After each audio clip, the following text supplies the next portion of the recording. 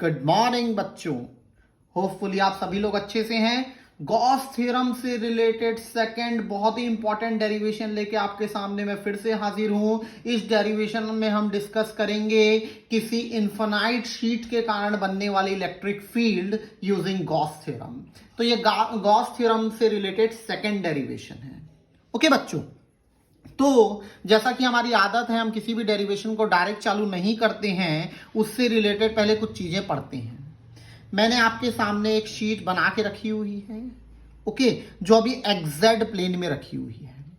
मुझे इसके कारण पहले ना इलेक्ट्रिक फील्ड का डायरेक्शन निकालना है। ओके, तो इसको समझने के लिए मैं क्या करता हूं, मान लो x डिस्टेंस यहां पे और x डिस्टेंस यहां पे दो चार्ज कंसीडर करता हूं।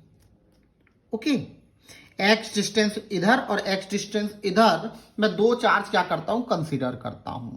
जैसा कि नाम में लिखा है ये यूनिफॉर्मली चार्ज्ड है, तो जितना मैग्नीट्यूड ऑफ चार्ज मुझे यहां मिलेगा ठीक उतना ही मैग्नीट्यूड ऑफ चार्ज मुझे यहां मिलेगा। क्योंकि यदि ये यूनिफॉर्मली चार्ज नहीं होता, बच्चों नहीं होता, ओके, तो दोनों जगह चार्ज अलग अलग होता। बट क्योंकि ये यूनिफॉर्मली चार्ज है तो मुझे हर जगह चार्ज क्या मिलेगा, सेम मिलेगा। नाउ लेट अस सपोज मुझे इस पॉइंट पे नेट इलेक्ट्रिक फील्ड का डायरेक्शन चाहिए। ओके, तो बच्चों हमको पता है कि यदि इस चार्ज के कारण मैं यहां पे इलेक्ट्रिक फील्ड निकालूं तो it will be radially outwards. इसका डायरेक्शन कैसा रहेगा, रेडियली आउटवर्ड रहेगा। और मान लो इसकी वैल्यू कितनी है, ई है, कुछ ना कुछ वैल्यू आएगी, मैं उसको ई एज्यूम कर ले रहा हूं। ओके, तो इस चार्ज के कारण यदि यहां पे मैं इलेक्ट्रिक फील्ड निकालूं तो ये भी रेडियली आउटवर्ड होने के कारण ऐसा ही जाएगी। अब देखो, क्योंकि आपकी शीट यूनिफॉर्मली चार्ज्ड है, यूनिफॉर्मली चार्ज्ड है, मतलब जितना चार्ज यहां पे उतना चार्ज यहां पे है। मैंने डिस्टेंस भी क्या रखा है, सेम रखा है। तो इन दोनों चार्जेस के कारण, मतलब इस पेयर के कारण जो यहां पे ये दोनों पेयर के कारण नहीं है, इसके कारण जो यहां पे इलेक्ट्रिक फील्ड बनेगी वो भी कितनी बनेगी, ई बनेगी। ओके, क्योंकि ये चार्ज भी सेम है, ये चार्ज भी सेम है, ये डिस्टेंस भी सेम है, ये डिस्टेंस भी सेम है, तो यदि इसके कारण यहां पे ई बनी है तो इसके कारण भी यहां पे क्या बनेगी, ई बनेगी। ओके, अब मैं आपसे पूछूं कि इन दोनों का रिजल्टेंट आपके हिसाब से किस डायरेक्शन में जाएगा, तो आप तुरंत बोलोगे कि सर इस पेयर के कारण यहां पे जो इलेक्ट्रिक फील्ड का डायरेक्शन होगा वो ऐसा होगा, समथिंग लाइक दिस। तो मैंने इसको क्या नाम दे दी, नेट इलेक्ट्रिक फील्ड। ओके, तो ये नेट इलेक्ट्रिक फील्ड है इन दोनों के कारण। अब क्योंकि मेरी शीट इनफिनाइट है, ऐसे मैं बहुत सारे पेयर बना सकता हूं। एक पेयर यहां ले सकता हूं एक्स डिस्टेंस पे, एक्स और एक्स डिस्टेंस पे फिर से। ओके, तो इन दोनों का कारण भी यहां पे मुझे इसी डायरेक्शन में मिलेगी। मैं जो भी पेयर लूंगा उनके कारण इस पर्टिकुलर पॉइंट पे जो इलेक्ट्रिक फील्ड का डायरेक्शन होगा वो ऐसा ही होगा। तो बच्चों ये बहुत इंपॉर्टेंट है कि किसी भी शीट के कारण, किसी भी इनफिनाइट शीट जो यूनिफॉर्मली चार्ज्ड है उसके कारण जो इलेक्ट्रिक फील्ड का डायरेक्शन होगा वो शीट के हमेशा क्या होगा, परपेंडिकुलर होगा। क्या होगा, परपेंडिकुलर होगा। क्योंकि आप ध्यान दो, यदि मैंने शीट को एग्जैक्ट प्लेन में रखा है तो इलेक्ट्रिक फील्ड मेरी किस डायरेक्शन में आ रही है, वाई डायरेक्शन में आ रही है। किस में आ रही है, वाई में आ रही है। इसका मतलब किसी भी शीट के कारण जो इलेक्ट्रिक फील्ड का डायरेक्शन होगा उस शीट के क्या होगा, परपेंडिकुलर होगा, प्रोवाइडेड हमारी शीट क्या हो, यूनिफॉर्मली चार्ज्ड हो। ओके, तो चलो इस चीज को ध्यान में रखते हुए अब हम आगे बढ़ते हैं। मैंने कुछ पॉइंट्स पहले ही लिख दिए हैं ताकि इस वीडियो की लेंथ थोड़ी सी क्या बने, छोटी बने। तो जैसा कि मैंने आपको बताया कि electric field due to infinite sheet will be directed perpendicular to the sheet. Okay, electric field का डायरेक्शन हमेशा क्या होगा, उस शीट के परपेंडिकुलर होगा। ओके, मतलब देखो इस डायग्राम में मैंने जो अपनी शीट ली है वो वाईजेड प्लेन में ली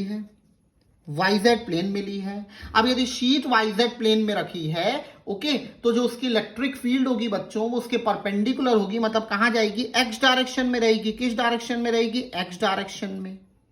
ओके, अब आपको बोला है इस पूरी शीट के कारण आपको इलेक्ट्रिक फील्ड कैलकुलेट करनी है। मान लो मेरा ऑब्जर्वेशन पॉइंट ये है, मुझे यहां पे क्या निकालनी है, इलेक्ट्रिक फील्ड निकालनी है। ओके, तो हम जानते हैं इलेक्ट्रिक फील्ड का डायरेक्शन शीट के क्या होगा, परपेंडिकुलर होगा, तो यहां पे ऐसा जाएगा, बोलो हाँ या ना। तो आई होप ऐसा ही जाएगा। इस पॉइंट पे इस चार्ज के कारण, इस शीट के कारण जो इलेक्ट्रिक फील्ड होगी वो ऐसी होगी। सिमिलरली यदि मैं इस पॉइंट पे इलेक्ट्रिक फील्ड निकालूं तो इस पॉइंट पे इलेक्ट्रिक फील्ड ऐसी जाएगी, ऐसी जाएगी। अच्छा, मैंने जो दो पॉइंट्स लिए हैं वो शीट से सेम डिस्टेंस पे रखे हैं। ओके, मतलब यदि आगे एल डिस्टेंस है तो पीछे भी कितना डिस्टेंस है, एल डिस्टेंस है। तो यदि यहां पे इलेक्ट्रिक फील्ड का मैग्नीट्यूड ई है तो बाय सिमेट्री यहां भी इलेक्ट्रिक फील्ड का मैग्नीट्यूड क्या होगा, ई होगा। यहां भी इलेक्ट्रिक फील्ड का मैग्नीट्यूड क्या होगा, ई होगा। ओके, तो बच्चों देखो मैंने अभी क्या क्या बताया, मैं एक रफ पेपर में आपको फिर से बता रहा हूं जल्दी से। जैसे कि ये शीट थी, ओके, मुझे इस शीट के कारण यहां पे इलेक्ट्रिक फील्ड निकालनी थी, तो हमने देखा इलेक्ट्रिक फील्ड का डायरेक्शन यहां पे ऐसा होगा। ओके, इसी कंक्लूजन से यहां पे इलेक्ट्रिक फील्ड का डायरेक्शन इधर होगा। अब यदि मैंने यहां पे ई ली है तो बाय सिमेट्री इस पॉइंट पे भी इलेक्ट्रिक फील्ड का मैग्नीट्यूड क्या होगा, ई होगा, प्रोवाइडेड मैंने अभी ये दोनों डिस्टेंस को क्या रखा है, सेम रखा है। नाउ क्या अभी इसमें हम लोग गॉस थ्योरम लगा सकते हैं, क्या इसमें भी हम लोग गॉस थ्योरम लगा सकते हैं। ओके, तो गॉस थ्योरम तभी लगता है जब चार्ज किसी बॉडी के अंदर क्या हो, एनक्लोज हो। चार्ज किसी क्लोज्ड बॉडी के कहां हो, अंदर हो। तो अभी तो चार्ज अंदर नहीं है, इस पर्टिकुलर डायग्राम में चार्ज अंदर नहीं है, तो हम ये क्या करेंगे, किसी हाइपोथेटिकल सरफेस से, जिसको हम गॉसियन सरफेस बोलते हैं, उस हाइपोथेटिकल सरफेस से चार्ज को क्या करेंगे, एनक्लोज करेंगे।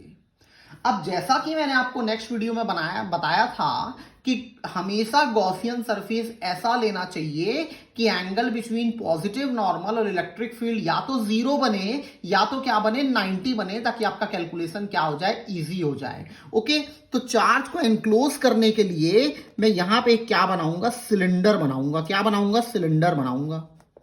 ओके, यहां पे भी मैं गॉसियन सरफेस को क्या एज्यूम कर रहा हूं, एक सिलेंडर एज्यूम कर रहा हूं। सिलेंडर क्यों एज्यूम कर रहा हूं आपको थोड़ी देर में क्लियर हो जाएगा। ओके, तो ये चार्ज मेरा क्या हो गया, इतना अमाउंट ऑफ चार्ज मेरा क्या हो गया, इस सिलेंडर से एनक्लोज हो गया।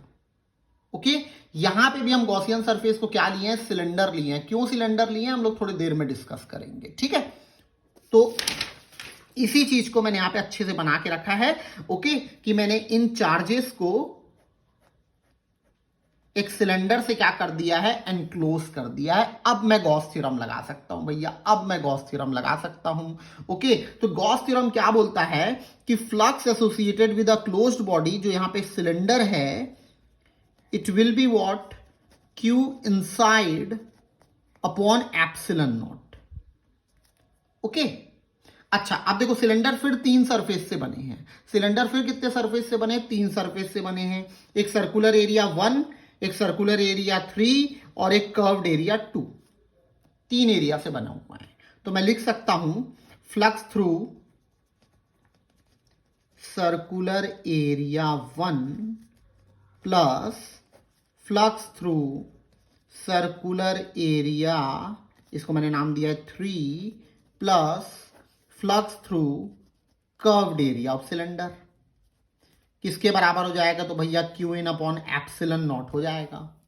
अब आप याद करो, किसी भी क्लोज्ड बॉडी में जब हम नॉर्मल बनाते हैं उसके क्या बनाते हैं, आउटवर्ड डायरेक्शन में बनाते हैं। तो यदि मैं यहां पे नॉर्मल बनाऊं तो यहां पे नॉर्मल इस डायरेक्शन में जाएगा, जिसको हम एन कैप बोलेंगे, पॉजिटिव नॉर्मल। ओके, तो इस सरफेस के लिए जो ई वेक्टर और पॉजिटिव नॉर्मल के बीच में एंगल बन रहा है बच्चों, कितना बन रहा है, 0 बन रहा है, क्योंकि दोनों का डायरेक्शन क्या है, सेम है। अब यदि मैं यहां पे भी क्या बनाऊं, एक पॉजिटिव नॉर्मल बनाऊं, तो आउटवर्ड डायरेक्शन होने के कारण वो इधर जाएगा। ओके, तो फिर से दोनों के बीच का एंगल बच्चों यहां पे क्या बनेगा, 0 बनेगा। तो यहां पे भी एंगल क्या है, 0 है, और यहां पे भी एंगल क्या है, 0 है। ओके, तो पहले मैं इन दोनों के लिए निकाल लेता हूं, फिर इसको डिस्कस करेंगे। ओके, तो एनीवेज क्योंकि सर्कुलर एरिया एक प्लेनर एरिया होता है और प्लेनर एरिया के लिए हम जानते हैं फ्लक्स का फॉर्मूला क्या होता है, तो ई ए कॉस थीटा। तो यहां पे इलेक्ट्रिक फील्ड को हमने ई एज्यूम किया था। लेट अस सपोज यहां का एरिया क्या है, ए है, ओके, और दोनों के बीच का एंगल कितना बन रहा है बच्चों, तो जीरो बन रहा है। कितना बन रहा है, जीरो बन रहा है। दोनों के बीच में पॉजिटिव नॉर्मल इलेक्ट्रिक फील्ड के बीच का एंगल दोनों सेम डायरेक्शन होने के कारण कितना बन रहा है, जीरो बन रहा है। प्लस अब क्योंकि यहां जो मैंने पॉइंट लिया है सेम डिस्टेंस पे लिया है, क्योंकि यहां पे जो मैंने पॉइंट लिया है वो सेम डिस्टेंस पे लिया है, ओके। अब यदि यहां पे इलेक्ट्रिक फील्ड ई बन रही है तो बाय सिमेट्री यहां पे भी इलेक्ट्रिक फील्ड क्या बनेगी, ई बनेगी, ओके। अब क्योंकि ये सिलेंडर है, मतलब ये एरिया क्या होगा, सेम होगा। यदि यहाँ का एरिया मैंने ए एज्यूम किया है बच्चों, तो यहाँ का एरिया भी क्या होगा, ए होगा, तो ये फिर ए हो गया, ओके। अब दोनों के बीच का फिर एंगल कितना बनेगा, तो जीरो बनेगा। हम डिस्कस कर चुके हैं, दोनों के बीच का एंगल कितना बनेगा, जीरो बनेगा, ओके। अब बचा आपका कर्व्ड पार्ट। कौन सा बचा, कर्व्ड पार्ट। कौन सा क्या पार्ट बचा, कर्व्ड पार्ट बचा, ठीक है। अब बच्चों देखो मैंने कर्व्ड देखो सिलेंडर क्यों लिया है, सिलेंडर लेने से क्या फायदा होता है, जैसे कि ये सिलेंडर का कर्व्ड एरिया है। पेन भी एक प्रकार का क्या है बच्चों, सिलेंडर है। यदि आप इस पे नॉर्मल बनाओ तो ऐसा बना सकते हो, ऐसा बना सकते हो, ऐसा बना सकते हो, नीचे बना सकते हो, ठीक है, ओके। मतलब रेडियल डायरेक्शन में जो भी निकलेगा वो इसके क्या होगा, परपेंडिकुलर होगा। अब यहाँ पे हम डिस्कस कर चुके हैं, मैं ऊपर बना रहा हूं ताकि आपको ज्यादा क्लियर हो। इलेक्ट्रिक फील्ड एक्स डायरेक्शन में है, ओके, नॉर्मल ऊपर जा रहा है, तो दोनों के बीच का एंगल बच्चों कितना बना, 90 बना। दोनों के बीच का एंगल कितना बना, 90 बना। और cos 90 कितना होता है, तो जीरो होता है। तो कर्व्ड एरिया के लिए फ्लक्स कितना हो गया, जीरो हो गया। इसीलिए हमने यहाँ पे कौन सा गॉसियन सरफेस अस्यूम किया है, हमने सिलेंडर लिया है। क्योंकि मैंने आपको पहले भी बताया है हम ऐसा ही लेते हैं कि एंगल या तो जीरो बने या तो क्या बने, 90 बने, ओके। तो एनीवेज थोड़ा इसको ऊपर ले जा लेते हैं। तो ई ए और ई ए जुड़ के कितना हो गया, तो भैया 2EA हो गया, इक्वल टू क्या बचा, Q in upon epsilon not. अच्छा अब डिस्कस करते हैं क्यू इन को। व्हाट इज क्यू इन, कितना चार्ज क्लोज्ड बॉडी के अंदर है। कितना चार्ज क्लोज्ड बॉडी के कहां है बच्चों, अंदर है, ओके। फिर से एक काम वही करेंगे। मान लो 1 रुपए में एक चॉकलेट आती है, तो 10 रुपए में कितनी चॉकलेट आएगी, तो 10 चॉकलेट आएगी। इस चीज को ध्यान रखना, 1 रुपए में एक चॉकलेट आती है तो 10 रुपए में कितनी चॉकलेट आएगी, 10 चॉकलेट आएगी। यदि मैं यहाँ पे एक नया टर्म डिफाइन करूं, सिग्मा। सिग्मा को हम लोग बोलते हैं सरफेस चार्ज डेंसिटी। सिग्मा को बच्चों हम लोग क्या बोलते हैं, surface charge density. Surface charge density का मतलब होता है charge per unit surface area, okay. तो देखो मेरे को चार्ज अंदर का चाहिए, कितना का चाहिए, अंदर का चाहिए, ओके। तो ये इतना चार्ज अंदर है, मुझे ये चाहिए, यही मेरे क्यू इन के बराबर होगा, ओके। तो अब फिर से 1 रुपए में एक चॉकलेट आती है तो 10 रुपए में कितनी चॉकलेट आएगी, 10 चॉकलेट आएगी। यदि पर यूनिट सरफेस एरिया में कितने का चार्ज है, पर यूनिट सरफेस एरिया में यदि सिग्मा का चार्ज है, ओके। अब यदि ये एरिया ए है, यदि ये एरिया हमने ए लिया था, तो ये वाला एरिया भी कितना आएगा, ए आएगा। मतलब मुझे ए में कितना चार्ज है निकालना है। तो यदि सिग्मा पर यूनिट एरिया का सरफेस चार्ज है, ओके, तो ए एरिया में कितना चार्ज होगा, तो आप सिंपली दोनों को मल्टीप्लाई कर दोगे तो आपका क्यू इन किसके बराबर हो जाएगा बच्चों, तो सिग्मा इंटू ए के बराबर हो जाएगा। किसके बराबर हो जाएगा, सिग्मा इंटू ए के बराबर हो जाएगा। तो 2EA will be equal to what, sigma A upon epsilon naught, okay. तो यहां से ए और ए क्या हो गया, कट गया। तो इलेक्ट्रिक फील्ड कितनी आई, sigma by 2 epsilon naught with the unit newtons per coulomb. Electric field due to infinite uniformly charged sheet कितनी आई, तो सिग्मा अपॉन 2 एप्सिलॉन नॉट, जहां पे सिग्मा है surface charge density. Am I clear बच्चों, ये बहुत इंपॉर्टेंट है, ओके। ये डायरेक्ट आपका किस में आता है, बोर्ड में आता है, ओके। और इन केस यदि बोर्ड में नहीं आया तो ये रिजल्ट आगे जाके भी यूज होगा जब मैं आपको कैपेसिटर पढ़ाऊंगा। क्या पढ़ाऊंगा, कैपेसिटर पढ़ाऊंगा। अब इसी वीडियो में एक चीज और डिस्कस करेंगे, एक चीज नहीं 2-3 चीज डिस्कस करेंगे। सबसे पहले आप देखो इस फॉर्मूले में एल आ रहा है क्या, 1 मिनट ले लो। इस फॉर्मूले में एल आ रहा है क्या, तो आपको नहीं दिखेगा, एल नहीं आ रहा है। एल क्या है डायग्राम में देखो, जो मेरा ऑब्जर्वेशन पॉइंट है, जो मेरा ऑब्जर्वेशन पॉइंट है उसका शीट से डिस्टेंस क्या है, एल है, और यहां पे एल नहीं आ रहा है। तो पहला कंक्लूजन जो हम निकालेंगे वो ये है कि electric field due to uniformly charged infinite sheet is independent of distance of observation point। बोले तो ऑब्जर्वेशन पॉइंट शीट से कितना दूर है उस पर डिपेंड नहीं करेगा, क्योंकि यदि उस पर डिपेंड करता ओके तो फॉर्मूले में वो आता। एक छोटी सी चीज और डिस्कस करनी है, ये बहुत इंपॉर्टेंट है, कई बार डायरेक्ट आ जाता है बोर्ड में कंपटीशन में, और नहीं भी आएगा तो इसका आगे कैपेसिटर टॉपिक में यूज आएगा। मान लो मेरे पास अब दो आइडेंटिकल शीट्स हैं, मेरे पास क्या है, दो आइडेंटिकल शीट्स हैं, ठीक। एक में चार्ज प्लस क्यू का है और एक में चार्ज माइनस क्यू का है। मतलब जितना इसमें चार्ज है ठीक मैग्नीट्यूड ऑफ चार्ज उतना इसमें भी है, बट इसका साइन अपोजिट है। ओके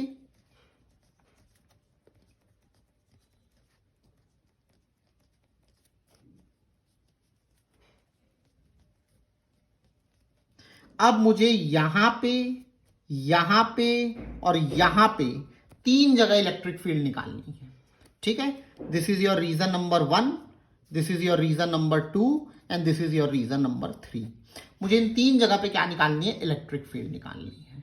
ओके तो पहले यहां पे निकालते हैं।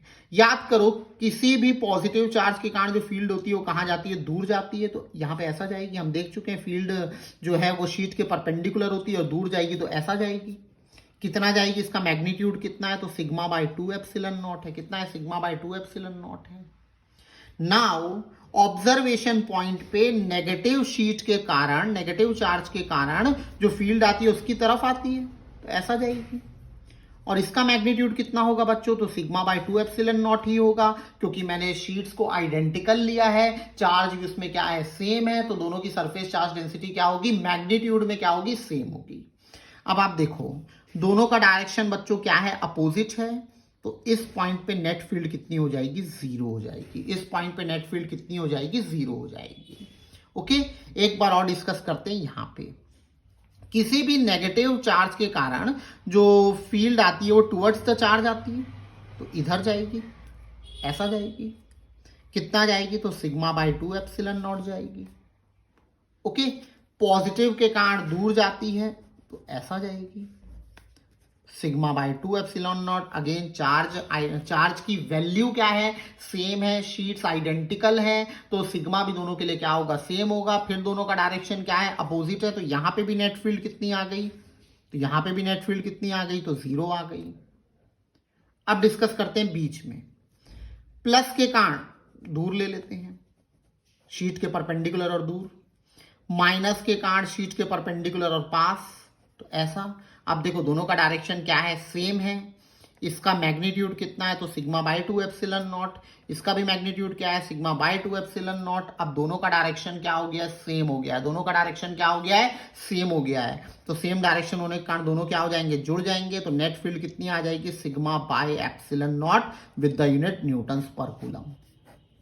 सिग्मा बाय, यहां अच्छे से लिख देता हूं, थोड़ा जगह कम हो गया, sigma by epsilon naught with the unit Newton पर कूलम। ओके तो ये कई बार डायरेक्ट बोर्ड में पूछता है, कभी कभी कंपटीशन में भी आ जाता है। ओके बट यदि इन दोनों में नहीं भी आया तो मैं इसका आगे यूज करूंगा जब मैं आपको क्या पढ़ाऊंगा, कैपेसिटर पढ़ाऊंगा। क्या पढ़ाऊंगा, कैपेसिटर। तो याद रखना यदि दो आइडेंटिकल शीट्स हैं जिसमें चार्ज इक्वल और अपोजिट है, ओके तो इधर और इधर फील्ड क्या हो जाती है, 0 हो जाती है, और बीच में कितनी आती है, तो सिग्मा बाय एप्सिलॉन नॉट आती है, जहां पे सिग्मा क्या है, सरफेस चार्ज डेंसिटी है। ओके अब चाहो तो मैं आपको एक होमवर्क और दे रहा हूं, उसको आप करके देख लेना। यदि दोनों शीट्स आइडेंटिकल होती और दोनों में चार्ज भी क्या होते, सेम होते, मैग्नीट्यूड भी और साइन भी, तब आप मुझे कमेंट में बताना यहां पे और यहां पे फील्ड कितनी आएगी। तो मिलते हैं बच्चों नेक्स्ट वीडियो में। Thank you and have a wonderful day. Tata.